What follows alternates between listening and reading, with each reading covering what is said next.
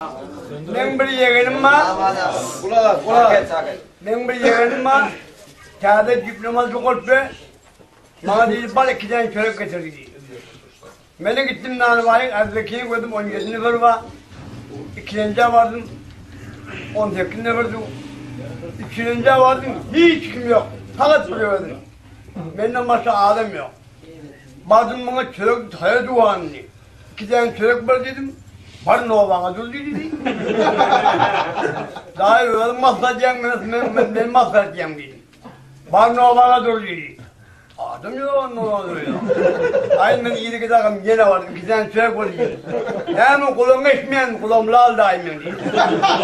Var ne o bana dur dedi. Aynı ki takım gene geldim ben. 2 tane çörek var dedi. Aydın koy vardı. Var ne o bana dur dedi. Aynı ben de daha şarakamda yakından bana kaynadım. Bir dırın bırın vuyu aynı de vuyu. Gelağım bokurdum tuttum beni bokurdum tuttum. Ağrım var dedim ağrım var dedim. Bilgime yok sana dedim. Ne zaman var dedim. Aynı anneme de uyan dedi. Yemeyeceğim dedi. Eşmeş koydum. Aynı anneme de uyan dedi. Şahadım ağrımdan uyuyam dedi.